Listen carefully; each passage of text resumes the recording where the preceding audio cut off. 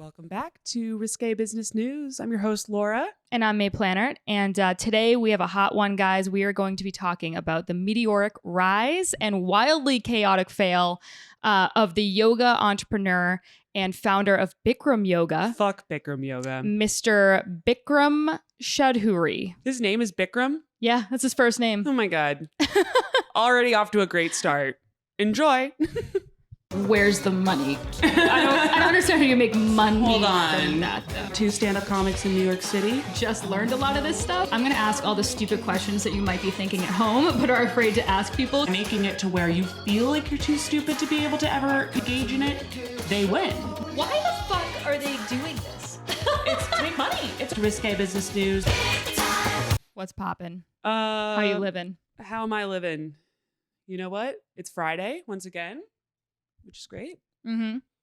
Lots happened since then. Yeah. How was your week? Let's start with that. It was good. I don't really remember anything that I did. I think it was pretty par for the course. I worked a lot. I had a lot of shows, pretty standard stuff. I got to watch Mr. Passwords. That was fun. Oh, the angel. Yeah.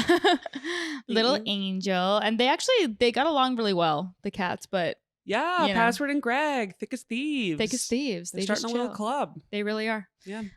But yeah, I mean, you went to the Olympic trials, so I'd like to hear about this. I had a very long week. It was good. It was good though. It was also weird. So I was at Olympic trials. Yeah. You're like, yeah, it was good. It was good. I only had like 3 mental breakdowns. Yeah, like one a day. Like it's fine. No. So for some context, I used to swim. I think people, if this is your first podcast, I'll give you the short version. Yeah. I was a professional swimmer, quote unquote, means you make no money.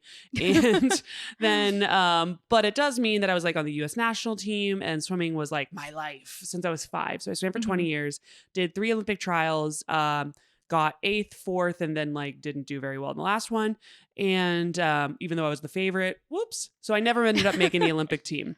Working on jokes on that. But point being, this time we went out there to go do comedy because we have like a bunch of connections with USA Swimming. So we did some corporate and they're like Deck Pass Live, like during the broadcast, which is kind of cool. That's awesome. Yeah. Got a couple followers from that, which is always love the followers. Yeah, love follow that. us, please. Yes, follow us, like and subscribe. So we did that, and then we did comedy shows. But even more weird for me was that I had to like go back to the meet. Like all the comedy stuff was awesome. That was super fun, and I was like, I know what I'm doing here. I'm in my I've been doing this. I'm in my element. But going back to the pool after like my last trials was so traumatic. Yeah, and like painful memories. Yeah, and the worst part was that I was watching the meet, and there were a lot of people going through like the exact same thing. Like I watched one of my best friends get 3rd by 0.02. Oh, that's how fucking horrible.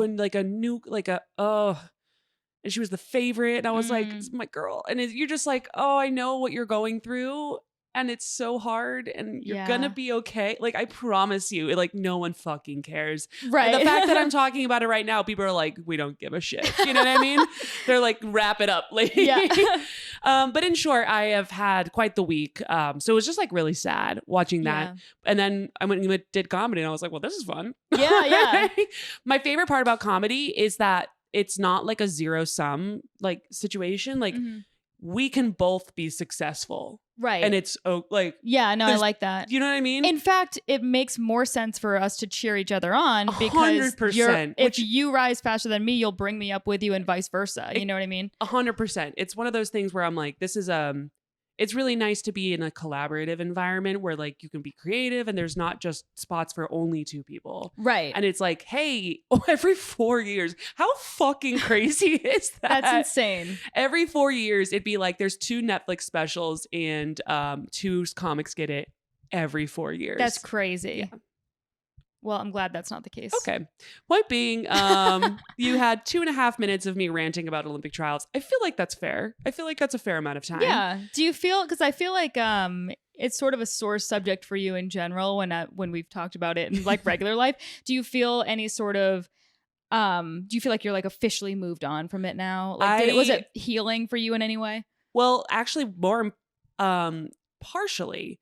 It was more the fact that I'm like, it really let me like look at those emotions that all brings up with more of a back seat Yeah. kind of view. Cause like when you're living it, it's really, really difficult. But I got to go back and kind of take a closer look because I want to write about swimming. It's fucking ridiculous. That all of like youth sports are insane to me. Like, for what reason? Also, parents that get wicked crazy. Like that's a big. There's swaths of topics within this. And even if you're talking about swimming, it's very applicable to like a bunch of other so it's relatable to a lot of people. And like one of the things I want to write about is like how children kick the shit out of adults in it. It's like the only thing that kids will fuck you up in. And do you understand how demoralizing it is to get your ass handed to you by a 12-year-old? Like, you mean like if you swim against a 12-year-old? Yeah, they can fucking beat you. Yeah. Like a lot of, like, they're really good. Yeah. It's a pain in the ass. And, I felt that way on like a ski mountain where I'm like going down the bunny hill and then some little kids whipping by me. Yeah, and you're like, what the fuck? So I think it was good just to kind of like take a closer lens at all of that and like be able to hopefully mine some comedy out of it. Yeah. I did some jokes there, but they're like so niche that I'm like, I don't know if that actually like work. Right. People would be like, why is she talking about swimming? They'd be like, what's happening? Or more so like, what are these references? Yeah. Yeah, so it's good to be back. But I definitely am like happy I did that. I'll do more stuff with USA Swimming. I would love to do more stuff with USA Swimming. But I'm also like, I think that's the last trials that I'll like feel emotions towards. Yeah. Which is really nice. Yeah. And also I would imagine that the next trials you might not know people personally. So that helps too. Yeah. Well, it's already creepy how like few people I did know. I was like, damn, we felt like flies. Yeah. Who are all you? 13-year-olds kicking the shit out of 30-year-olds. What's the youngest that made the team? My friend Elizabeth, who I think you've met at one point. Elizabeth Beisel made it at like 12 or 13 or something stupid. No, that's what I'm saying. That's like crazy. No, I know. And that was an exceptionally young one, but it's not terribly uncommon for like 15, 16. Yeah. You know what I mean? 17. That's insane. Yeah. What about like school? Fuck school. Yeah. I literally went to like 2/3 of my senior year. That's crazy. Like that unusual, I guess. But yeah. But yeah. Did you just get like a tutor for the rest of the time, or how'd that work? They just like gave me my assignments and I just like went through the books and was like, yeah, it's fine. Whatever. Yeah. I'm going to college for swimming. It doesn't really matter. Yeah, true. What do you think? Like we know what's happening here. Yeah. Anyway. I think sports are important though. I mean, they're so silly from like a lens. Like, from looking at it, like, why do people care so much about youth sports? But it does teach you a lot. You know what I mean? I completely agree. In terms of like character development and stuff like that, I think it's a super valuable tool. It is. And it's not even like, I still love swimming. I don't really think there's a different way to do it beyond picking 2 people every 4 years. But I will. Password's making a mess over there. But I will say that it's like a really brutal, like, it's really brutal. And then the people who do it afterwards is always just like, which was me, by the way, fucking idiot. Like, I'm happy I did it, but I'm also like, that's an exceptionally heartbreaking potential that you're giving yourself for. There maybe should be a couple more trigger warnings on swimming professionally for 3 years. Trigger warning. This might not pay off. Enjoy being poor in the meantime. You landed on your feet. I mean, you have a great job now, so I'm not worried about it. Listen, I worked out with the whole thing, but anyway, it's been come see me do stand up because I might do stand up about this at some point. Yeah, and hopefully it's funny. So tell me. Yeah, you just start bursting out into tears in the middle of your set. Yeah, I know. It was so fun getting the shit on swimming though, and then like the audience being like, "You're so right. You're so right." Yeah, this is like this weird fucking cult with our kids. It's kind of weird.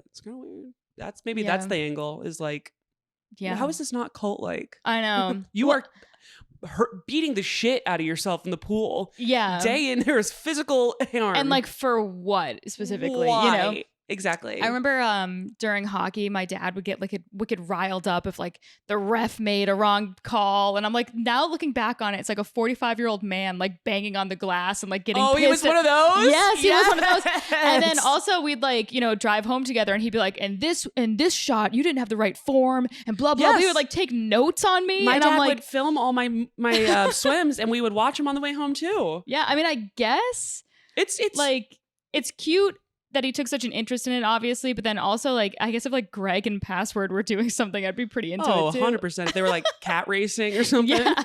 Like, Oh God, I'd Greg be would lose. I'd be like, password, look at your form, sweetheart. Do you think that, assuming you have kids, because I don't know if Yeah, no, you want to have kids, but that's like, my child right there. yeah, if you do have kids, would you put them in swimming? At least introduce them and then see if they like it. No. No? I don't think so, because the trick of it is swimming occurs early morning. Selfishly, Yeah, it does. I don't want to get the fuck up and drive him to swimming. I think Can you? every sport does, though, because hockey was the same way. I don't know why the fuck it is that way, but it is. Hockey's if there's any sports that don't require that, that's the sport they'll do. Okay. Soccer, maybe? Oh my God, I would Yeah. love for them to do soccer. Yeah, Soccer's yeah. all the hot girls. Soccer is the hot girls. Yeah. They Yeah. look like they're having so much fucking fun, and I they're so know. fit. They run everywhere. Yeah. Good times. They could be on the team. Oh, The lacrosse girls were also pretty cute. yeah. But lacrosse is like more regional. Yeah, I guess so. But that doesn't matter. Yeah. Would you have your kids play hockey? Yeah. Oh, yeah. Definitely. That's cute. Yeah, I would definitely. I probably would come around with swimming, to be fair, but like at this point, especially fresh out of trials, I'm like, no. right. The only sport that I wouldn't allow my kids to play is football for obvious reasons. Definitely not. Yeah, definitely not. So Fuck that. One thing that did happen to me, fucking swimmers don't know how to handle their alcohol, or some of them apparently not anymore.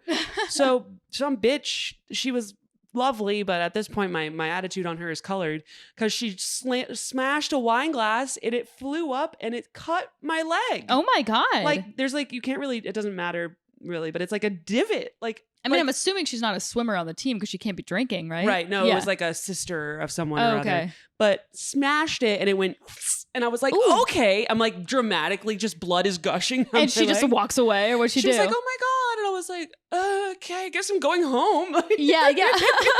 Which was fine. I needed to go home anyway. But I was like, God Damn. damn. Now I'm going to have a scar from, Yeah. from trials. Is it true what they say in the Olympic villages that they're all fucking each other? Yeah, but like Yeah. after their events. Well, Okay. also not the children, to be fair. Because Okay. I have just emphasized that there are very young women. All these 15-year-olds are They're getting that the fucked. gymnasts are just getting after it. It was horrifying. Those gymnasts, I don't think I would let my daughter be a gymnast because I think it No. encourages anorexia or like extreme. They look a little healthier nowadays. Yeah, they but do. Well, first of all, my kid's gonna be way too big. Like this is Yeah, not even yeah. close to. It's like not even in the cards at all. And Matt's a pretty tall dude too. yeah, so. there's just no way that my child is. What are they all like 5 foot or something like that? Yeah, they're short. yeah. There's no way. But I think that they're short, at least partially because they starve themselves so much when they're young, so they don't Okay, develop cool. well. Yeah. No, I it's don't want to very do healthy. any sport like that. Is just no. You're not gonna. Yeah. Track and field would be another cool one. Track and field's great. sprinters, track and field sprinters, they don't do anything but be fit. Yeah. They True. like lift and that's it. I am so fucking slow. It's unbelievable. I'm the slowest runner in the world. Really? My body just isn't built for it. My- I have like I'm big s- cans. You know, I have big boobs. Yeah, And they're yeah. not, Yeah, you know, not to they're- brag, but yeah. Listen, like and hasn't worked subscribe out. and more and I'll show you my the boobs. Patreon. Yeah, actually, we are going to create a Patreon and we're going to do some mini episodes on there. And if you guys have any other suggestions, like if you want to see my boobs, you want to see my butthole, something like that. That might be an OnlyFans linked into the Patreon. Yeah. I'm totally kidding, Mom, if you're listening to this. And but yeah, if you guys have suggestions about things that you want to hear from us, just as something extra on the Patreon, we want to make sure you get your money's worth on it. So like TBD Yeah. on when that will be, but coming soon, a Patreon. Yeah, probably like We something did. like the next month or two or something. Yeah, Fuck around and why not? doing like little minisodes. I'll show you my boobs. They're just like not very exciting. Yeah. They're fine. They're just nipples. They're mostly Yeah. it's mostly peck, to be fair. Like, I'm a very strong person. Yeah, But yeah, so send in your requests. that would be very helpful for us. Yes. So yeah. Anyway, so I'm gonna get into it. Let's talk you're about done. if I'm done ranting and raving. Yeah. You mean? Yes, I am done ranting and raving. Okay, so we're gonna get into our clown of the day. Oh yeah. Bikram Choudhury. Oh. So this one took me by surprise because I thought that Bikram was simply just a style of yoga, but Yeah, I assumed that. Who names? That's insane. he named a style of yoga after himself, which I feel like is so like the opposite of what yoga is supposed to be. Yeah. He's making it all about him and like Laura Yoga. Right. Who wants to do it? right. I mean, I guess like I use an app called Melissa Wood and that she's a fitness instructor. Yeah, but like, that's different because you're like he's not teaching. He's teaching people to teach Bikram Right. yoga. It'd be Yeah. like if Melissa Wood, I don't know Melissa Wood, but I'm assuming it's her doing the exercises. Yeah, yeah. If Versus she was, her teaching you to teach Melissa Wood Mhm, yoga, you know? Exactly. That's exactly what he's doing. So, if you guys don't know what Bikram yoga is, I think most people do, but just to recap, it's a form of yoga. It consists of a fixed 26 postures, which I didn't know. Yeah, it's the same goddamn thing. Every Yeah. time. And it's 90 minutes practiced in a room that is 104 degrees Fahrenheit. So Yeah, it is at least. fucking torture. It's the worst. Have you done it? I've done it. It's the worst. I did it in the Lower East Side too, where like people were, you know, as close to naked as they could possibly Yeah, be, of as course. Oh, yeah. hairy as a fucking sweater. And they're not hot. No, they're not hot. No. I remember our instructor in Austin would wear this like Austin. Ooh. I know, would wear this little Speedo Yeah. and like it was like dick would like sweat. And Ew. I would be like, like, I hate this. I want out. It's a so lot. much. So actually, Bikram, the actual man Bikram, only wore Speedo. So I wonder if he was trained by him. Authentic. Yeah, Authentic dick sweat. It's so crazy. Perfect. So people talk about this, about Bikram yoga and the people that went to the teacher certifications, which I'll go into more depth in that in a little bit, but they talk about it sort of like a cult. And Love it. But I think that's for everything, right? Like there's We've hit CrossFit. that like in the last 3 episodes. Yeah. And also like CrossFit, Soul Cycle. You know, Yeah. it's like the same thing where people just obviously won't shut the fuck up about their workout routine. Peloton. Yeah. Laura. So, you know, it's like, it's that, but just taking it to another level where they're sort of worshiping this one person.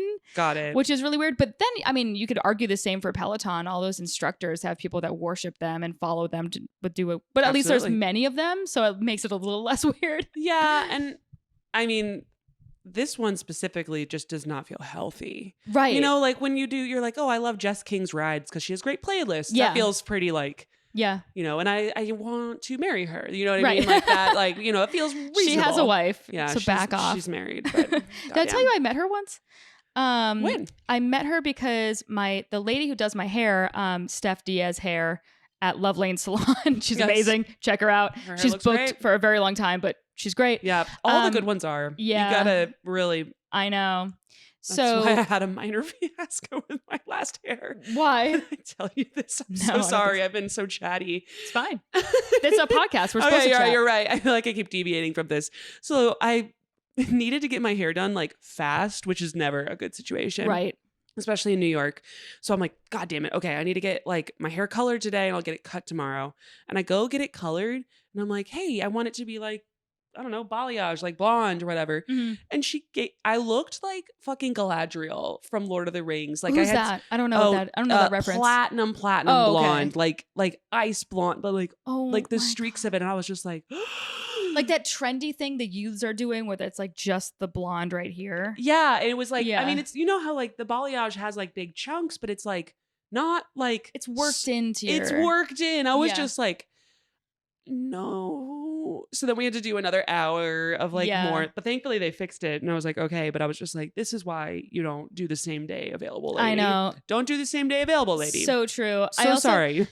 So I was going to, because my hair is kind of grown out. So I went to go like make an appointment with my girl, and it was like literally a month from now. And I Yeah. was like, I can't go another month like Yeah. this. You know, it's like really dark roots up top. It looks fine, but I mean, I know But you once understand. once you've mentally decided you have to have it done, you're like, Right.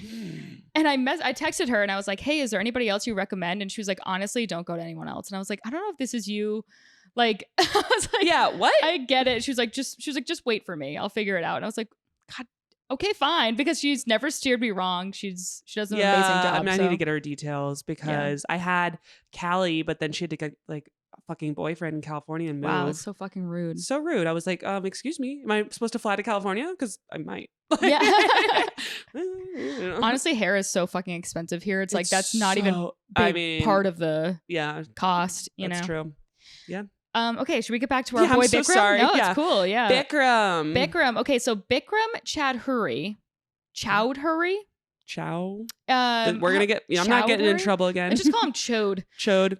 So Bikram's Bikram Choudhury was born in Calcutta, British India in 1944. So actually, not that much is known of his early life, and I tried to find it, but not a lot is there. And what we do know is that I know there never is. He lived in Japan for a little bit before moving to the United States in 1971.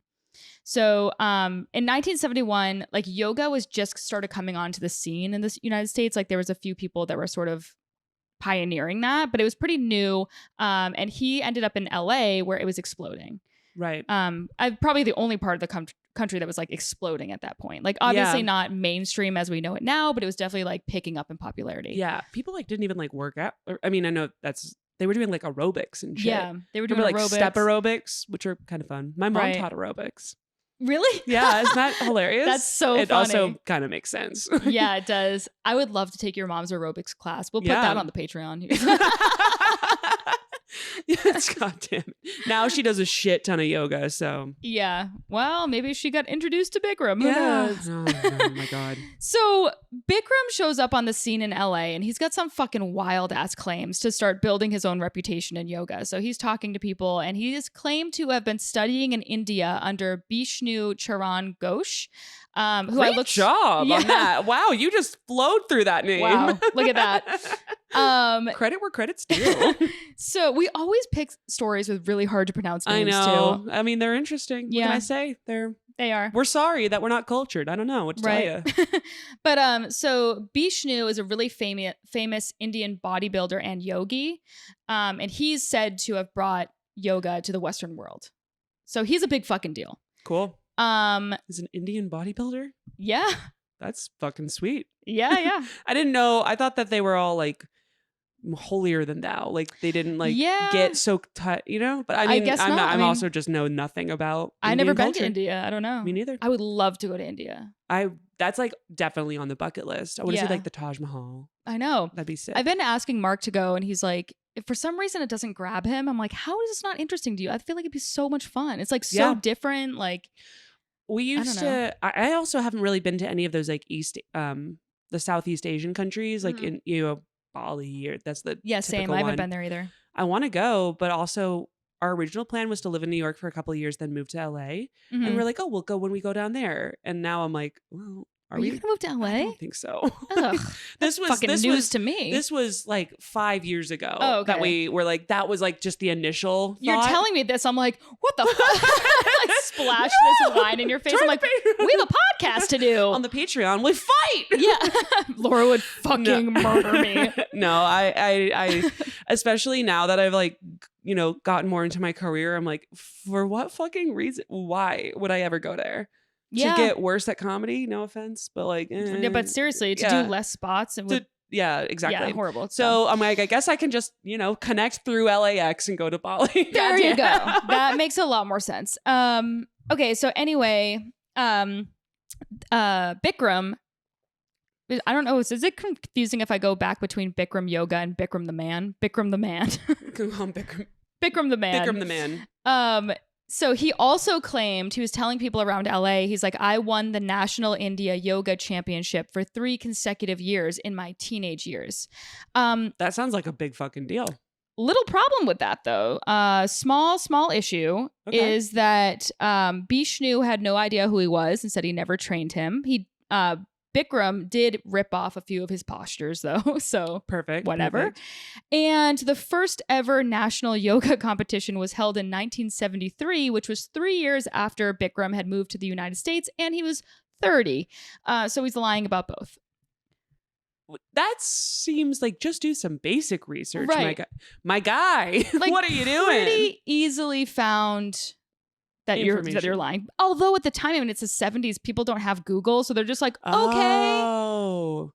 It's really weird to think back to, like, how would they verify that? You can just say whatever you want. You can be That's like, an incredible time. Remember the Catch Me If You Can guy? Yeah. I've met him. What? I know. What the fuck was his name? He spoke at a conference and I was like, hey, some follow-up questions. Wait, sorry. So this is the guy who Catch Me If You Can is based on. Oh my God. He speaks at a bunch of cybersecurity conferences, as you can imagine. Yeah. Hey, you want And to protect against people like me? Yeah, he's like, oh, this asshole. Interesting dude though. I've seen him speak twice, did the exact same speech both times, but both times I was like, I mean, very interesting. Also, I mean, I do the same fucking set every day of my life. I know. Why did I judge him on that? Like, what do I want? I'm going to mix it up for like the FSI SAC conference. I guess so. All right, I'm a hard audience. What can I say? Yeah. I'm like, you've already done that hour special. Yeah. Excuse me, that was on your last set. He's There's like, no new bits. it's my life story, ma'am. Yeah. What do you want? What do you want? So it didn't stop there, though. So he actually had other claims that were outlandish. He told friends in LA that he had been a yoga teacher / coach for Elvis Presley and saved Richard Nixon from getting his leg amputated. Just pick out a newspaper and highlight 3 names and be like, yeah, these guys. Also saved him from getting his leg amputated. Like, what do you mean? That just processed. What does that mean? Like, I that think, is so specific. like through yoga, being like, oh, he did yoga, and then like the circulation came back to his What leg. I don't know. He also claimed to That's have so ridiculous that people are probably like, I mean, it's so specific. It's got to be true. Exactly. Yeah. But then that's the thing about lies. The more specific you are, the more it shows you're lying. You know, see what I'm saying? I mean, there's the more possibility for backfire there is. yeah. But also, if someone's not going to do the research, you're like, all right. They can't. I mean, what are they going What to do do? you Call Richard Nixon? Yeah. So he's busy. Exactly.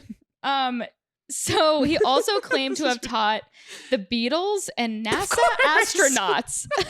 Literally one newspaper, and he just picked a new name on each page. It's He like did. Beatles, NASA, He was like Buzz. What's his name? Buzz Buzz Aldrin. Lightyear. Oh, Oh. no. Buzz Aldrin walked to the Okay. moon, right? Yes. Oh my God. I just did on my other podcast, I just did a thing about the moon landing, and even I can't remember this fucking name. Nice. Um, Was it real? I don't know. Jury's out. Jury's okay. But yeah, it's probably real because I don't know. At this how point, people. we can probably go to the moon. At Oh this yeah, point. for sure. But I think like all the people that would have had to keep it a secret would have been like 400,000 people if it was fake. And Oh, like that's not no that. way. There's so No much way. pillow talk going on. No way. Anyway, I was I was saying about all the lies. I'm like, I wish we could do that with comedy. Like Yeah. we just show up to a show and we're like, I have a Netflix special. Just you have to believe me, and like throw me up, give me 20 minutes. And they're like, okay, no follow-up questions. Depending on where you were at, they probably believe you. True. You're like Omaha, Nebraska, for instance. Yeah. I'm I'm very famous. Yeah, very famous. People are like, great. Whatever, lady. So in case this has not been clear, he's extremely, extremely eccentric. This is like a wildly eccentric guy. That's what you want. And he has some other quirks besides just being a pathological liar. So apparently he eats a single meal every day, just one, of chicken or beef. That's it. Chicken or beef. No vegetables, no fruit, ever. That's like the most non-yoga thing I've ever heard of. Literally. Also, Let's kill as many animals as fucking humanly he's possible. also Indian. Yeah. Don't they not eat cows? Am I? No, they Is that a? typically would not eat cows, so I don't know if maybe he's It's not. probably like one of the religions within there. So I guess he's Hindu, I not think. Hindu. Yeah. I guess he's not a Hindu. Apparently not. Well, clearly not. He's But yeah, I actually hadn't even put that together when I was writing these notes. I wonder if like there's something about him where he wants to be like the opposite of like he's going hard into the beef, like where you would like, yeah. I don't know, that'd be weird, like kind of like a So he eats like contrarian, one I rack guess? of ribs. Like yeah, that's sick, dude. it's disgusting. Ew. I know. And no veggies. No veggies, no fruit. The man must smell. You know how Yeah. sometimes you get the meat And then he sweats? just oh my god, And then meat he's in sweats. Bikram. Oh, ew, Yeah, I mean, he must be fucking rancid. ew, You know? ew. Yeah, that's disgusting. Disgusting. Bikram yoga, like even people with normal Constipated, too. diets smell like horrifying. Totally. Horrifying. We'd always have to we drive like 5 people to the Bikram yoga because we did it when we were swimming, which Yeah. is insane. Oh, And God. we'd get out and it'd be like we'd have to bring towels and like yoga mats to like put in the car so we could sit on Yeah. those and not get everything just disgusting. Ew. It was gross. Yeah, Bikram yoga is fucking foul. Yeah. It is so gross. And then he only drinks water and Coca-Cola. Okay, what is he? Is he like trying to be an anti-yoga teacher? Like, what's going on? Maybe he's trying to be like the rock star of yoga, where he's like, I'm doing everything against the rules. Check me out. Yeah, truly. I really don't know. And then he also claims to only need 2 hours of sleep a night.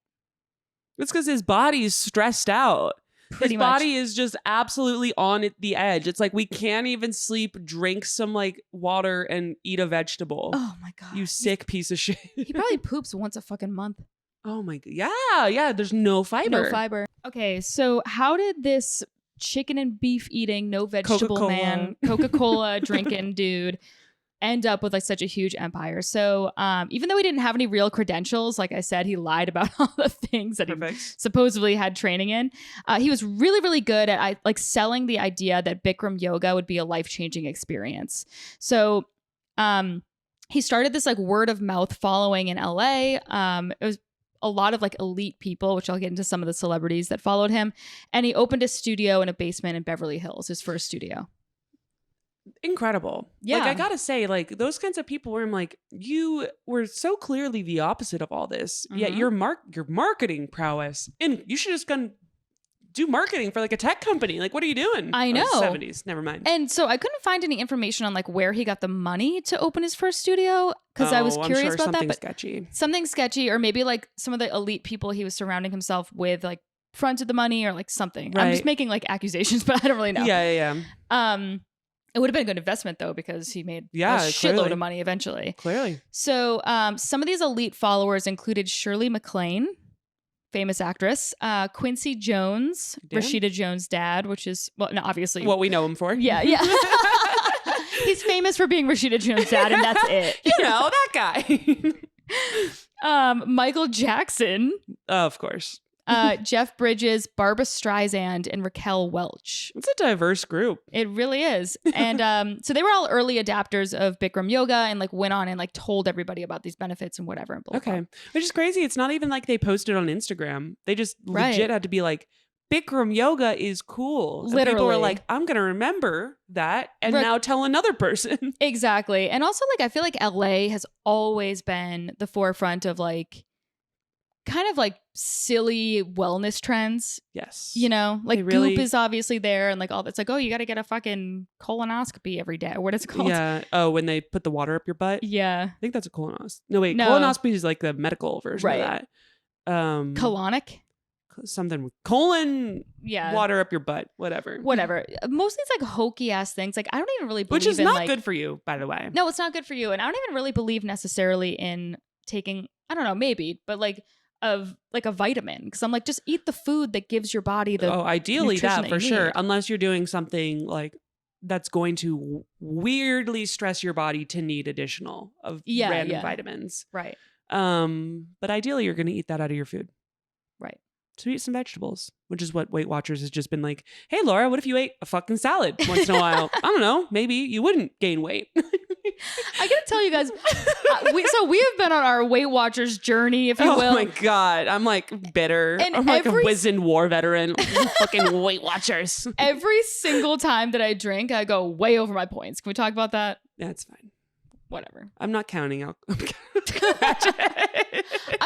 not to count alcohol because it's like demoralizing. Because I'm like, I figured I'm like, if I only eat vegetables, like I have to lose weight. Yeah. I'm sorry. Oh, it's a balloon in the sky. A 6. That's terrifying. Yeah. That's not terrifying, but it's 60. like, yeah, it's creepy. Okay, sorry. That was a balloon floating outside of Laura's apartment window, for those of you that aren't watching. Yeah. And also, you can't even see it on the camera. And the Patreon, you can see the balloon. Yeah. Exciting stuff to come on the Patreon. So later on, some followers of Bikram himself, the man, have been David Beckham, Lady Gaga. Wow. Yeah. And now we're hitting some like... Oh, yeah. Some... Yeah, Michael Jackson, he's a nobody. No, I mean, he doesn't have it. He's dead, man.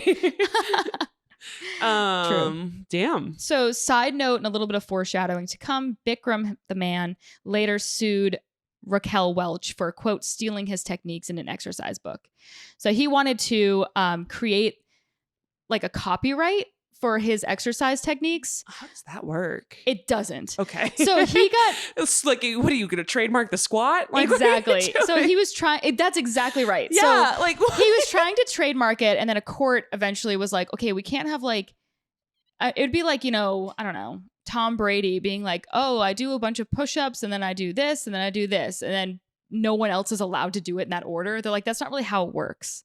Yeah, I'm glad the courts were like, bro, They were like, no, this you is can fucking trademark ridiculous. the marketing around it, Yeah. the Sure. name. The name Bikram, stuff like that. And he did. I'm sure. Sounds like this guy was all over that shit. He was. So, okay, so he taught classes, and it was like really hard to get into these classes in LA because they're like Of super, course. you Have know, you tried to do like renowned. those soul cycles? Like Oh, the with, ones with good like instructors? Yeah. Oh my Mhm. God. It is a journey. Like I Mhm. I can't remember what her name is, but the one that Oprah really likes. Oh. In LA. And Yeah. I was the only one out of my group of like 8 people who got in. Yeah. So I went solo and it was amazing. I'm sure it was It great. was so good, but mostly because just everyone was so excited to be there. Yeah. It was like hot crowd. You've got an audience who like literally was hitting refresh 24 hours ago and like I'm kind of surprised that more fitness instructors don't do comedy. Because they're already Well- used to being in front of a crowd and like, yeah, but I guess they're maybe not they're not funny. funny. Yeah. True. Like super, huge yeah. super sexy, like ripped people are, Yeah. It's generally not funny. It's very, very atypical. I would say so. Yeah. Okay, so let's talk about how classes, like the classes themselves and the ones that Bikram, the man himself, was teaching. So, like I said, the class was heated to 104 degrees. That Oh is my just, God. you're cooking your organs. That's why I was like, oh my fucking God, dude. In Austin, Texas, then having to walk into that, I'd be like, I can't escape. It was horrible. And it was also like 5:30 in the morning. No, Yeah. I'm like no. the whole class. I just remember one time my coach, my old coach, who we're not on speaking terms, was super hungover, like Mhm. openly. She had gone to a concert or something the night before. Yeah, yeah. And she would force herself to do the class with us every time, which fair. That's good. But she was like, I was like, I don't think she's going to make it Yeah. through this thing. Can you imagine being hungover and trying to do it? No. Skip it. Yeah, lady. just skip it. Oh Call my in God. sick. What are you doing? You look insane. crazy. Yeah. Just have to keep like, when you can't do something in Bikram, you just lay on your back. Yeah. So the whole time she was just like, but I- even on your back, it's like boom, boom, boom, boom. Yeah, it's horrible. I remember I was in a Bikram yoga class and I was like, I have to leave. Like, I have to get the fuck out of here. So I like opened the door, and then the instructor came over and like yelled at me for Of opening the course. door because they were like, you're not supposed to do this and it's bad for your health if you get into like the regular air. I was like, I really don't think so. I think that what's going on in there is bad for my fucking yeah. health. No, my body is sending me almost every distress signal Yeah. it has that get out. I would way rather leave the fucking room for 2 seconds than faint in this Right. hot as And people balls do. room. Oh, very often. Yeah. Yes. So so back in his class, it was 104 degrees. It's supposed to mimic the conditions in Calcutta, India. That's like the idea behind it. So I'm like, maybe I don't want to go to India. That sounds hot Yeah. as fuck. I mean, It is definitely hot as fuck, but Yeah. whatever. So Bikram himself would offer a combination of constructive hazing, cosmic wisdom, and pantomime eccentricity. I don't know all those words. Yeah. I know. Or at least how they link together. You know what I mean? Well, I'll give you an example. So first of all, he wore the Speedos. Yeah, gross. I'm Exclusively fine. Listen, Speedos. I'm very used to Speedos, but just in a sweaty environment where it starts I know. dry, and then you watch this. I know. Mark and And I then the were instructor. on South Beach, Miami recently, like a few weeks ago or a month ago or whatever, and there was a bunch of guys in like flesh-colored Oh Speedos. boy! Oh boy! and I was like, I can see like the details around the head of your penis. yeah, yeah, the divots. Yeah, it was The- a little too much. Anyway, so he's in this fucking Speedo and he's yelling all these bizarre commands at people. So in 2011, so I'm jumping up quite a bit from when he first started in 1970. Now he has a following. We're jumping up to 2011. Yeah. It's very popular. It's literally there's studios around There's the country. studios. I mean, Everybody this knows is literally Bikram when yoga. this is right about when we were doing it as a team. Is this when this all happens? Oh yeah. What the hell? Why did no one tell me? I'm over there looking at this guy's dick. Like, Yeah. Well, it wasn't this guy's dick. It was a different instructor's dick. Yeah, exactly. Yeah. His disciples' dicks. It's not even the guy himself. It's worse. Literally. So 2011, a GQ writer went to the class and reported that Bikram told a student, quote, "You, Miss Teeny Weeny Bikini, spread your legs." And then he pointed to a male student and said, "You, Mr. Masturbation, until I say change, you don't move." So it's like yelling at people in these classes. Mr. Masturbation. Mr. Masturbation should be someone's DJ name. I mean, he's fucking hilarious. This is a funny guy. About one. He's gonna have a stand-up special in a couple of years. Fucking Bikram. So took my spot. He bumped me. yeah, right. About one pose that he was doing in particular, he said, "I call this pose old dirty bitch because not even one more inch you can stretch." I'm like, what the fuck does that mean? I actually genuinely don't. I'm like, does that mean stretching my vagina? What the fuck does that mean? I would assume that's what you're referring to, and I hate that for me. I really don't know. He also banned anybody in his classes from wearing the color green because he hated it. So that is kind of fun to at a certain point just be like, no, I don't like it. No. Just random rules. That's so fucking funny. That's hilarious. Yeah, it really is. So another former student, Jacob Shanzer, recalled Bikram shouting at him during a class, "Suck that fucking fat stomach in. I don't like to see the jiggle jiggle." Not exactly the yoga that we know today, which is where it's like you are a perfect flower. Blah, blah, blah. Thank you for blessing me with your presence. No, he was like, "You're fat and I hate you." And sounds like American yoga. Yeah, pretty much. And so meanwhile, Bikram himself is like, I'll show a bunch of photos of this on the Instagram, but he's not cut. He's like a doughy man. Yeah, he eats steak and chicken. Yeah, exclusively. And drinks Coca-Cola. Yeah. Mm-hmm. Ew. He also said at one point, "Women is 1/3 mind, 1/3 body, 1/3 spirit." I'm like, okay, that's not that bad. Sure. And he shouts at students as they're going through their postures that man is 1/3 goat, 1/3 dog, 1/3 spirit. So basically he's saying like men are wicked stupid, which is fine. And I mean, sure. hot take. I mean, I didn't anticipate him to be a feminist. Let me tell you that. I'm like, I don't think you should say that about dudes either. But also, I guess good job. Well, I'd wait a second Okay, until you call him a great, feminist. I'll say course. that. That's Cool. a little foreshadowing for you all. Oh, So look at that. also, Story arc. something that you might remember from Bikram yoga classes is that they were all carpeted. Remember that? Like the real Bikram yoga ones? It smells like someone died. Oh my God. Ours were this like kind of like foam, not foam. It was cleanable. Oh, more, okay. But I know what you mean, where I'm like, could be tile. Could Yeah. be fucking tile, where we can just wipe that bad boy down, you know? I remember going to a Bikram yoga class and like seeing the carpet and my friend being like, "Oh yeah, it's like authentic Bikram if there's carpet." And I was like, the fuck? I don't need to. This is disgusting. This is not safe, not pandemic friendly. Let me tell you No. that. Bikram must have really suffered through the pandemic. I know. So apparently, before he moved to the United States, he had never seen a carpet before. So he thought in his mind that it's like the height of luxury. So it wasn't even like a No. It wasn't like a better way to experience the yoga. It was simply like, I find this luxurious. And everyone's like, look how rich I am. Carpet. Yeah, it's really not ideal for hygiene. And he's Yeah. like, Yeah. whatever. I like it. No green.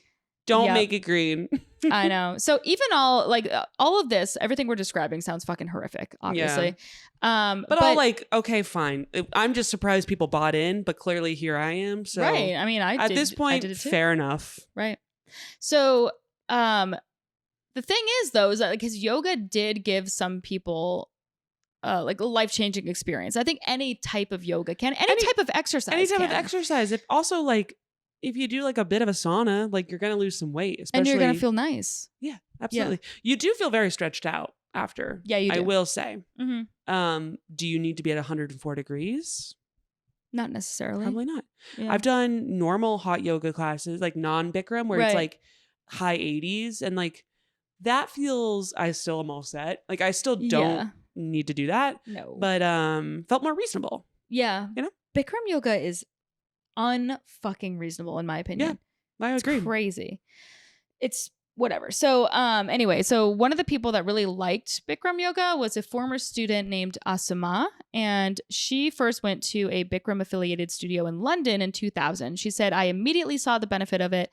At a normal yoga class, you do whatever poses the teacher feels like teaching you. Our form of yoga is different. She's already saying like our form. It's like, you know, kind of culty. I'm 64. My quality of life is so joyful, and I know it's because of the yoga. She believes that the 26 poses contain a, quote, sacred geometry and have been handed down from the ancients. I'm like, this man was born in the 40s. People love old shit. They do love old shit.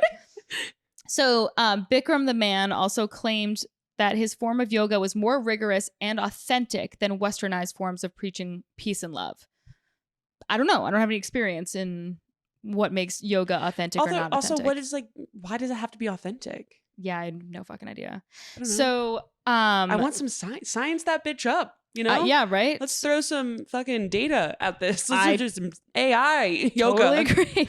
Yeah. So you and I would say, are critics of this. Okay, fair. And the Bikram yoga method has a lot of critics. Sure. A lot of reputable ones. So some medical professionals, those guys, claim that it can increase the risk of cartilage tears and stress to the heart because you're stretching beyond what you would normally stretch to. I mean, he's not wrong or she's not wrong, but I'm also like, I feel like normal yoga, you can easily fuck yourself up too. Or any sort of physical. But the stress to the heart, I get because it's too damn hot. It's too damn hot and your heart is fucking pounding. Freaking out. Pounding. So there's obviously the danger of heat stroke and dehydration. In San Diego, which is obviously right, exactly. In San Diego, a medical tent is set up not far from the main practice area for students because they vomit, suffer seizures, and pass out during sessions. Like, that's too much. Yeah. Too much. So a lot of practitioners of like regular traditional yoga also have a problem with it. So this man named Dr. Asim Shulka, who's the co-founder of the co-founder of the Hindu American Foundation, said, call it exercise, call it good workout, call it whatever you want to do, but do not call it yoga. It's a cynical appropriation of Hinduism. So he's saying like Bikram is stealing a lot of their things and making it this ugly, bad version practice. Of it. Yeah. I mean, I don't know nearly enough about yoga to be able to comment on that, but if this guy says it, then I fucking believe it. Yeah. You know Sure. I mean? Sure. Okay, so I'm going to get into how he built his empire because you're probably wondering, like, what's the big deal? Yeah, how did you do it, man? Yeah, I mean, do want to, is there anything we can learn from this? Yeah.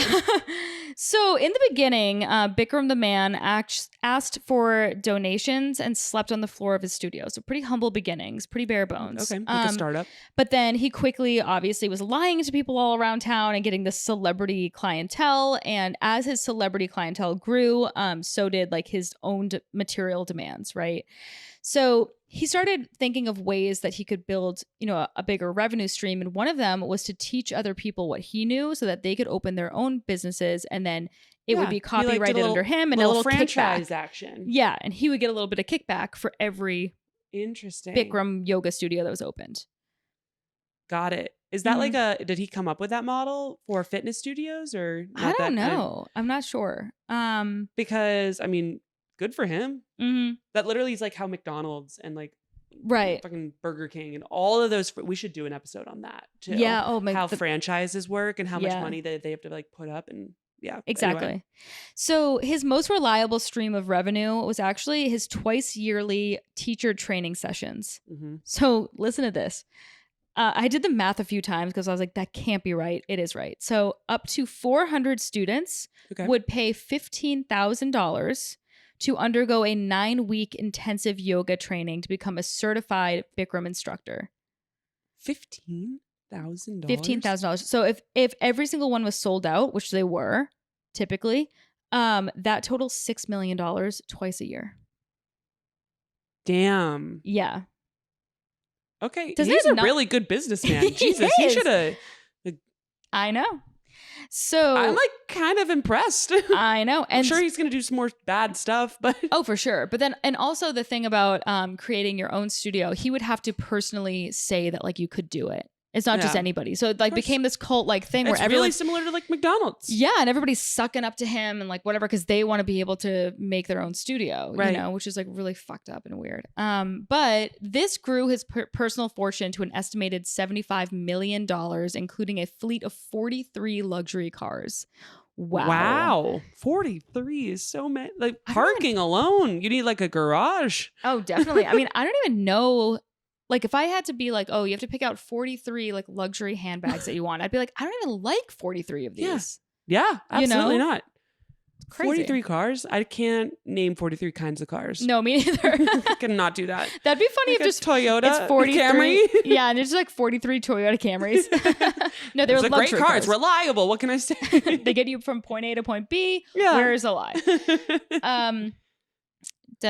So he also sold things like Bikram brand DVDs, literature, mats, Yeah. things like that. So let's talk about these teacher trainings, okay? Because they got him in a little bit of hot water. Ooh. So the teacher Hot air, maybe? hot air, yeah, very fucking hot air. Very. So the teacher trainings were like camps for the instructors, and they were usually held in like really large hotel resorts.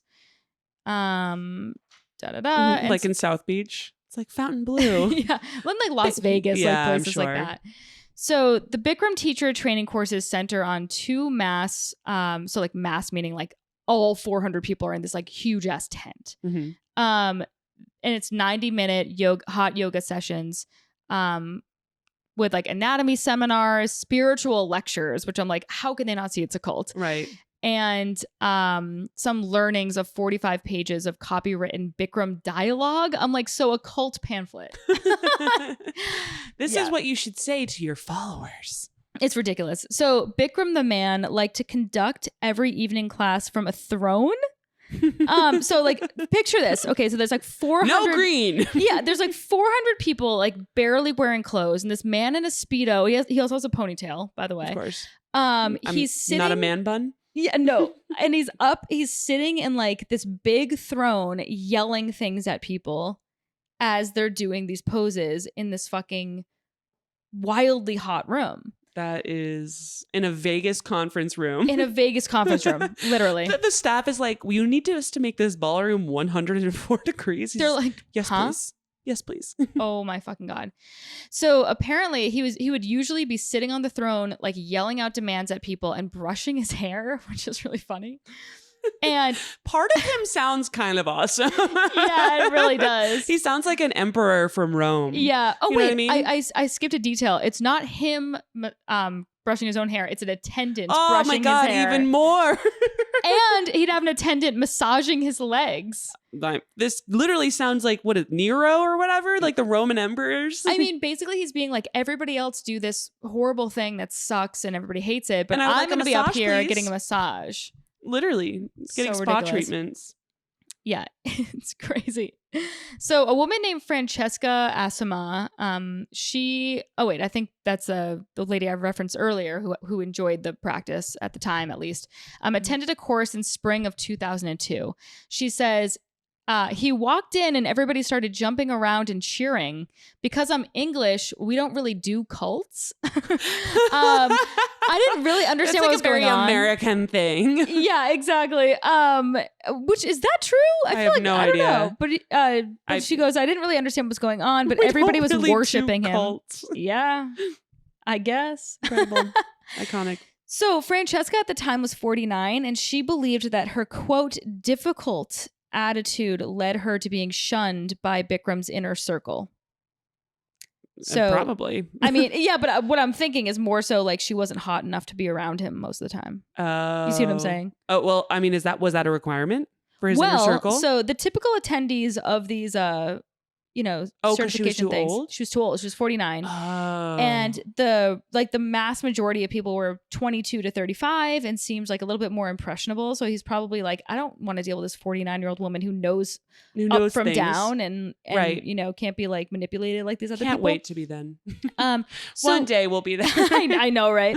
So we talked about this in the beginning, how we like in my experience with Bikram yoga, all the people were not beautiful, but apparently in these teacher trainings there was a lot of like really sexy people all dressed in like, you know, tight shorts, bikinis, all that stuff. It's fucking hot as shit. Sure, makes Yeah. sense.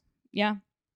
So in the evenings during these trainings, during like the 9-week training session, Bikram would invite his favorite people from the, like, you know, a group of 20 or something like that to watch Bollywood movies with him. Okay. So anybody that's not Netflix and chill with Oh, Bikram. I don't think so. So anybody who fell asleep would be woken up because he's like, you only need 2 hours of sleep, which is actually a cult tactic to deprive people of sleep. Deprivation. Mm-hmm. And so the ordeal would go on until about like 3 a.m. And the first yoga session of the next day for the teacher training was at 8 a.m. So a lot of times people at the 8 a.m. were vomiting, fainting, weeping. Terrible. So even though like there's a lot of hardships with this, a lot of the students actually agreed that it was worth it, which I'm like, to who? What is happening? What is going on with these people? It's a weird time of your life. You know what I mean? Where you're like, maybe I do need just 9 weeks of just getting my ass kicked. Like, yeah, I feel like all these people were really vulnerable. Yeah. I mean, no one's You know? going to that because they like have their shit together elsewhere. True. You know what I mean? Yeah. They're clearly looking to kind of like start a new chapter of something. So True. maybe it helped them, but I don't know. So another account of some of these teacher trainings is from a man named Benjamin Lohr. And he actually wrote a book about this called Bikram called Hellbent. If you guys want to check that out. Great. It's a great name. Great name, yeah. And he attended a course in Las Vegas in 2009. All these hot places. I would be like, no, I don't want to do fucking hot yoga in Las Vegas. Yeah, that'd be horrifying.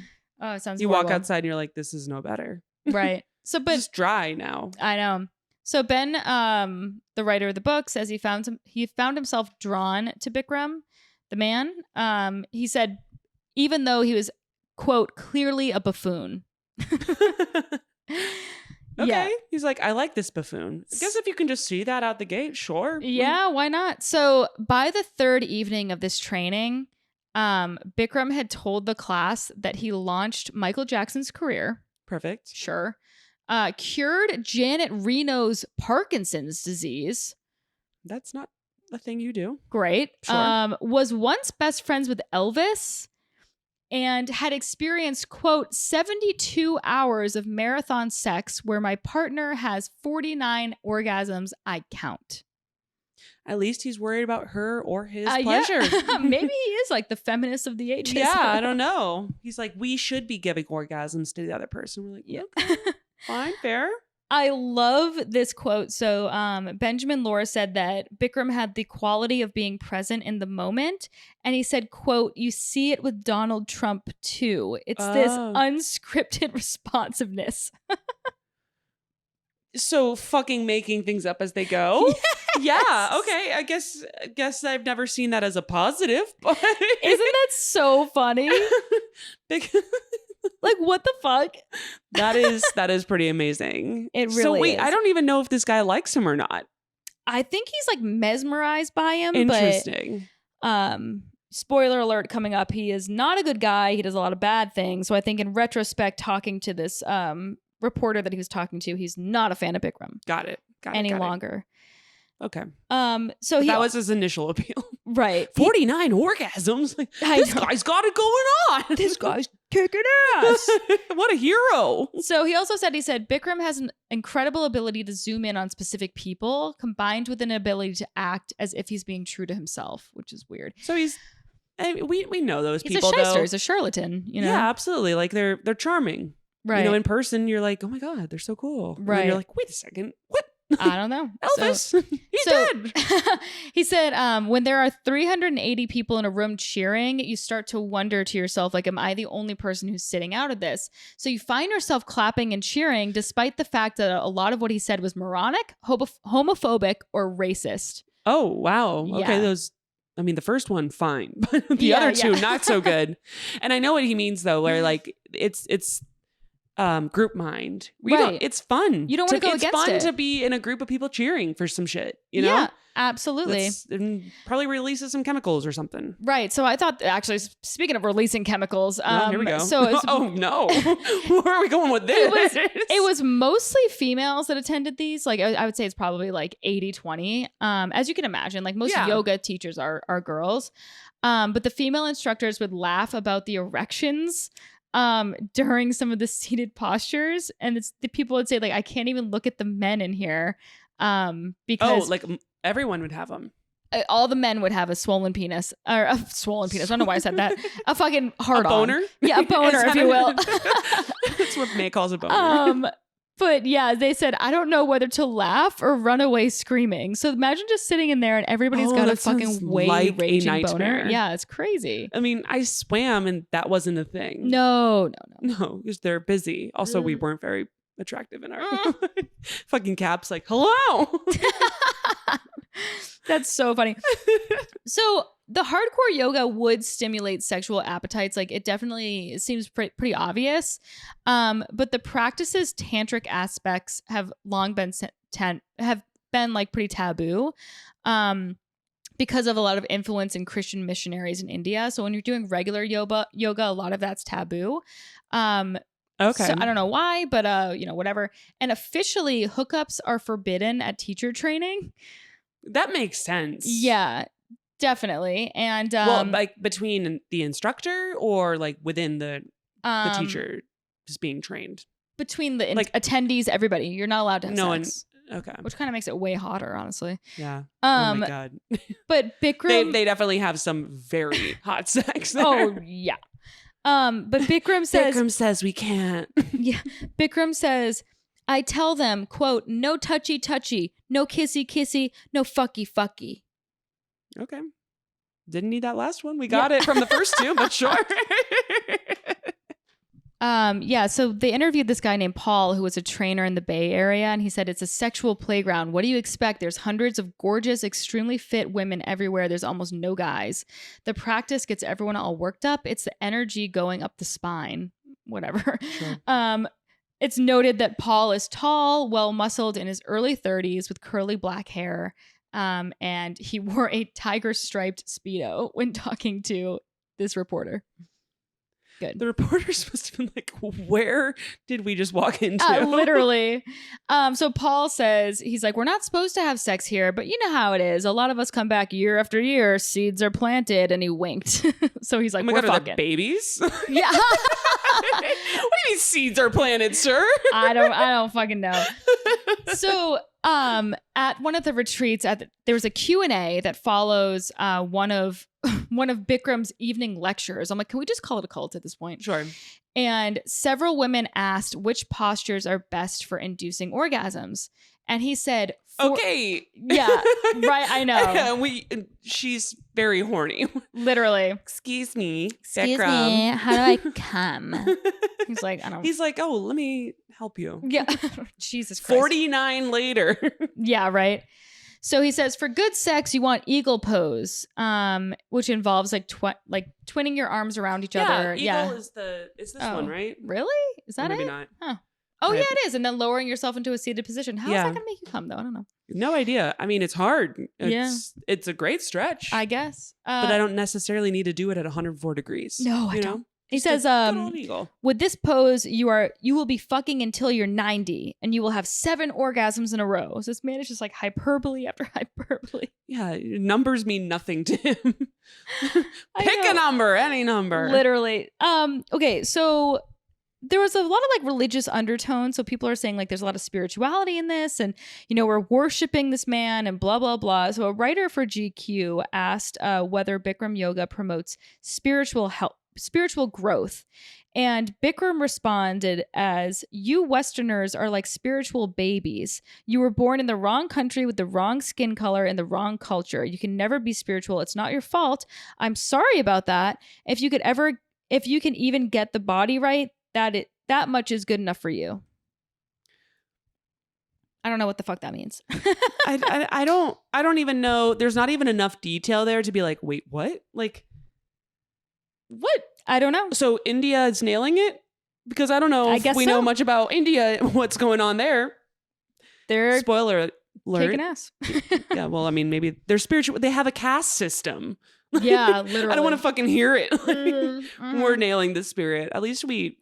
I mean, I think that Bikram himself is incredibly racist, and I'll actually get into some specific Great. specifics about that. But Well, he clearly doesn't like Americans. no, he does not. But he likes And- their money. Yes. Which, okay.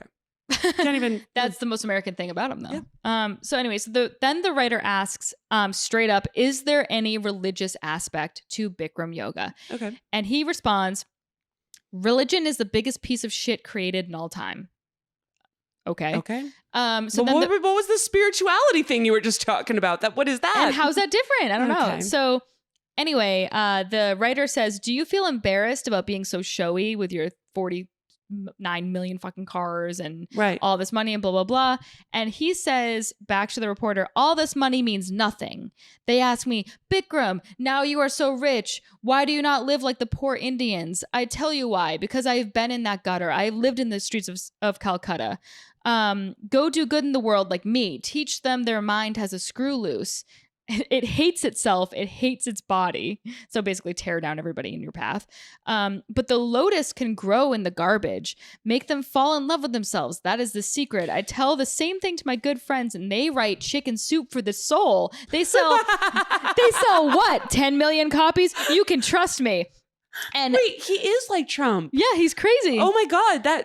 That sounds like Trump. Yeah, like not obviously the words. There's Right. new words. This is a new version of it. But that logic pattern where it's Mhm. like weird claim, weird metaphor. Trust me. Random reference that's not applicable in this case. Well, Probably also- also a lie. We will have to trust him because GQ reached out to the authors of Chicken Soup for the Soul and they were like, what? Of course. They're like, what the fuck are you talking Also, about? isn't that a collection of essays? That's a yeah, it is also- a collection of essays. I don't know if there's a story there, but I haven't thought about Chicken Soup for the Soul in it. Yeah, is it still going? I would I imagine. don't know. I mean, yeah, I guess like kids are probably still reading that. It's just like nice. It was always just like so pleasant. Yeah, really, I loved it. Love Chicken Soup for the Oh man, Soul. but I wonder if there's some drama there because I bet there is. There's drama in fucking everything we've been like, is there? Oh, yep, there's a story there. Yeah. Okay, so things are going pretty good for Bikram, right? He's got all these different studios opening up from people that have taken his certification class. He's got 49 orgasms, 43 cars. He's crushing. Having someone brush his hair during these things. Massages, whenever. So things are about to change for Bikram, okay?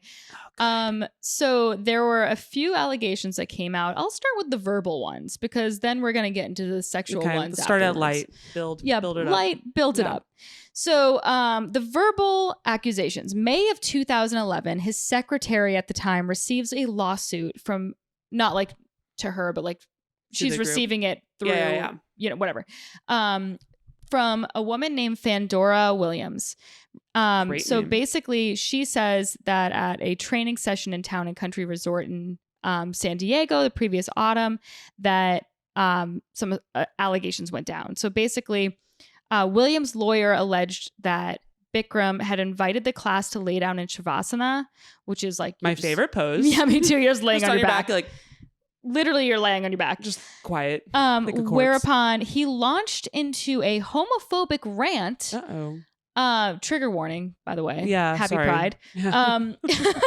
But he went into a homophobic rant announcing that all gay people should be put on an island and left to, quote, die of AIDS. Oh my God. Yeah. Wait, what year was this? 2011. Oh my God. We were like at fucking Bikram classes. Yeah. This guy's just yelling. What? I know. So, yeah, not great. Not No, great. And yeah. Also, the AIDS thing was like so much. Okay. yeah. Carry on. After the class, Williams had asked Bikram, hey, Bikram, why are you preaching hate? I thought that yoga is supposed to be about love. Fair and question. Also, cool for her to like to speak follow up. up. Yeah. I like that. Yeah. And so, oh my gosh. Okay. So another trigger warning, racism. So he We'll goes, throw it on the episode. I'm sorry, guys. Yeah. I mean, they're dramatic stories for a reason. I don't know what to tell you. I mean, I'm quoting him. I'm not, whatever. But anyway, Yeah. so he says, we don't sell love here, bitch. And then Put that on a t-shirt. Yeah. And then he told an assistant, get that black bitch out of here. She is a cancer. Oh. Mm-hmm. What's funny, had he just not said black?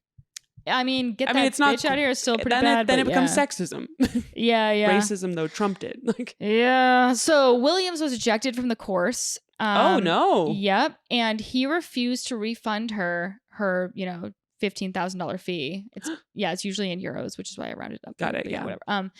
But that's also interesting. Yeah, he wouldn't give it back to her. And so she sued him for racial discrimination, which as she should have. That's 100% that and fair. other things too. But yes, carry on. Yeah. And they settled out of court for an undisclosed amount. But hopefully she at least recouped her $10,000 because what the fuck? That is bullshit. That's bad. Yeah, it's not great. Okay, well, the fun doesn't stop there, Laura. There was a bunch of can't wait sexual allegations against Mr. Bikram as well. So in 2013, a series, not just one, a series of rape allegations were made. So a former student named Sarah Bond claimed that Bikram had sexually assaulted her at a 2008 training camp, pleading, I am dying. I can feel myself dying. I will not be alive if something doesn't save me. I don't really know what that means, but it was a part of Wait, she said that or he did? She said that, I think. I don't know what the fuck. Okay. Anyway, and then a Canadian student. Was she just like really hot in the room? That's basically like what I was. Yeah, but like. I am dying in here. I don't know. Yeah, who fucking knows? So a Canadian student named Jill Lawler sued Bikram for a litany of charges, including sexual assault, gender discrimination, that's for sure totally happening, sexual harassment, and sexual battery. She was only 18 when all of this took place. Uh-oh. Really bad. Another student named Maggie Gentry alleged that he raped her twice and forced her legs into yoga postures while he was doing it and was laughing at her. It's bad. You're like, I don't know what to do with my facial expression. Yeah. How do I make it more apparent that I'm not pro any of this? No, you're not. That's horrible. I know. So then he had an assistant also, at the time. Also, they paid 50. Oh, that's... I know. It's so sad. So that sucks. He had an assistant at the time named Jeff. I forget what her first name is, but her last name is Jeffa Bowden. And she was like a really big... She loved Bikram yoga. She was like everything in her life had to do with Bikram yoga. Okay. She was his assistant, and when all this came out, she was like, hey, are these claims true? Of course. I just want to know. And fair question once again. And he wouldn't say yes or no, but he expected her to make the allegations go away. She says, at the onset, he expected me to be submissive. She says, he told me he was a god. All right. And could do whatever he wanted, and that I was too stupid and I wouldn't understand. How? It's so weird. I'm like, how did he just like abused hundreds of people, it sounds like, light versions of varying levels of abuse. Mm-hmm. And they were just like so into it because they were like Eastern. I fucking guess. And also, there's a really good documentary about this that interviews a lot of the survivors of him. So that I recommend that. I think it's on Netflix. Okay.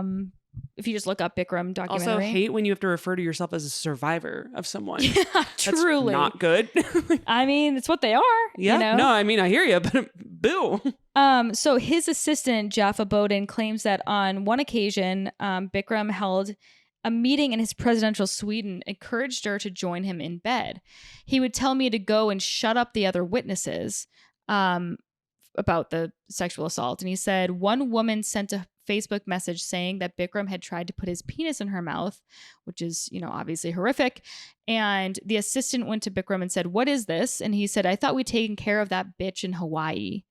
I don't know what that means. No one has any idea what the fuck he's talking about ever. Okay, yeah.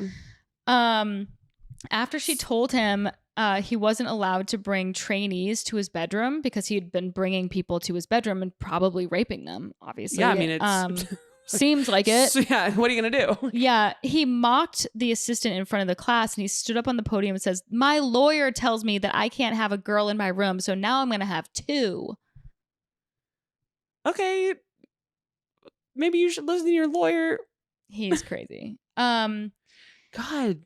What's crazy to me is that we were, like, I was literally doing Bikram classes, like, right around this time. I know. Like, I remember we did, like, Texas Longhorns used to have, like, this, like, Longhorn TV or whatever, where it was, like, its own channel. Like, people, it was, like, part of a cable package. But they came around and they would, like, film us, like, doing Bikram and then afterwards being like, we love Bikram and stuff like that. And I'm like, were they in on this? I doubt it. There was probably more of, like, a sports segment, but I'm just like, ooh, if you ever see that interview, I think it's long gone, but...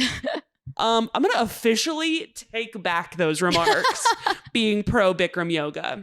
No, I was under duress. Yeah. So he says that all of the allegations are lies. I don't believe him, but yeah, sure. No, of course not. So he claims that the people were blackmailing him, and somebody asked him, like, you know, like, in what circumstance would you have sex with an attendee? And he says, only when they, this is a quote, only when they give me no choice. If they say to me, boss, you must fuck me or I will kill myself, then I will do it. Think if I don't, the karma. Like, what the fuck are you talking about? That's like, this guy's crazy. He's crazy. So, Jaffa Bowden, the assistant, is so far the only woman who's managed to defeat him in court, though, which is really nice. Yeah. And well, I'm sure he's got a lot of resources to throw lawyers at it. Totally. And unfortunately, I mean, in rape cases, like, it's hard it's to prove. inherently his, you know, unless there's a rape kit, which Lord knows those aren't real, but like, yeah, it's tough his to prove. word versus hers, you know? It's really challenging. Yeah. So anyway, this article was from 2017, but LA County jury awarded her $6.8 million in damages for ranges of charges, including unlawful dismissal because he had fired her after she was challenging him, and sexual harassment. Oh man. So that's good. Well, I mean, it's definitely not enough, but no. So where is our boy Bikram right now? Okay, so it behooves me to tell you that Bikram Yoga Studios, well, first of all, they're rebranding under a new name, but he himself is still leading these training camps just all around the world, not in the US. No way. Yes. If you know anyone who has gone, we need to know. Please follow. Please, I am begging you to write in. Mm-hmm.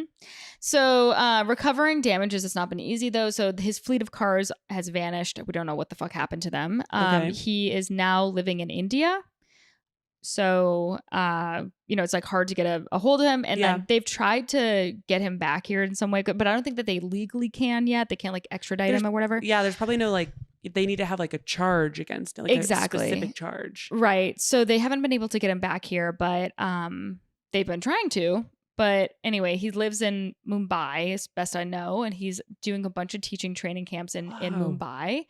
And so somebody like hunted him down in Mumbai and they asked him all these questions about the accusers. And he said, he started insulting them immediately. And he said that he had 5,000 women a day would line up to have sex with him. Why do I need to harass women? Random numbers. Once again, random number. He goes, get this. People spend $1 million for one drop of my sperm.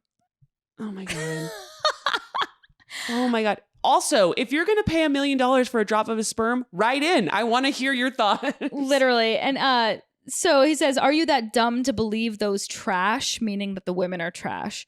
And he said on camera, and he also boasted that, quote, this yoga is worse than cocaine. You can get rid of cocaine, but once you're used to this yoga, you can't stop. He sounds horrible. I mean, I think that goes without saying, but just for the record, fuck this guy. Yeah.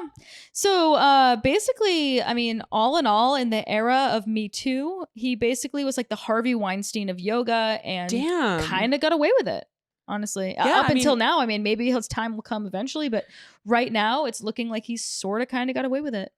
Well, I really hope that it eventually comes like back to bite him. But I'd agree. It sucks that he's probably still doing that to women. Definitely. Definitely Yeah. still like. You don't just stop doing that. It's like a serial killer. You don't just stop. So is he in killing like people. Europe or? No, he's in India. Well, like, I mean, where are his teacher trainings? Do we know? A lot in Mexico, a lot in South America, places like that. sucks. Yeah, it really sucks. But and he also, I didn't mention this at any point in the story, but he does have a wife, and Jesus Christ. and Of course. she stands by him like completely. I doubt she has much of a choice. Definitely, yeah. So anyway, you'll notice though, because if you type in like Bikram yoga, there isn't really, at least that I saw, like there's not a lot of Bikram yoga places. Most people have rebranded to like hot yoga. Yeah. Mm-hmm.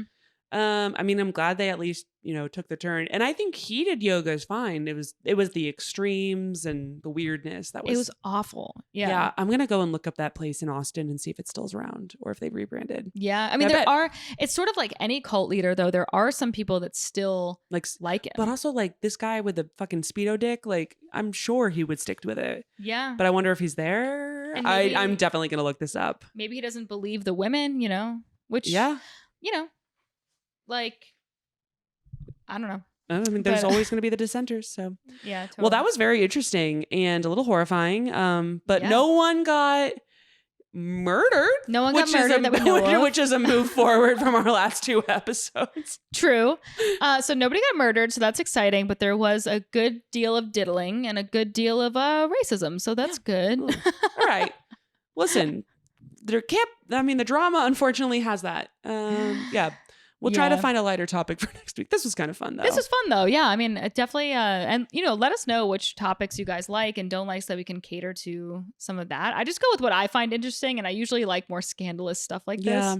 So, yeah. It's I mean, good. we're creating this podcast like mostly for our egos, but also for your entertainment. So let us know. Absolutely. It's what you want. that is the number 1 and the number 2. But we want you to like it. Yeah. So let us know what you like and don't like and anything else you want us to lean harder into. And please like and subscribe and tell your friends. Review, tell your friends. Because you have been so far and it's been really helpful. Mm-hmm. So we appreciate that. Anything else? No. We'll be back. All right. We'll see you next week. All right. Bye.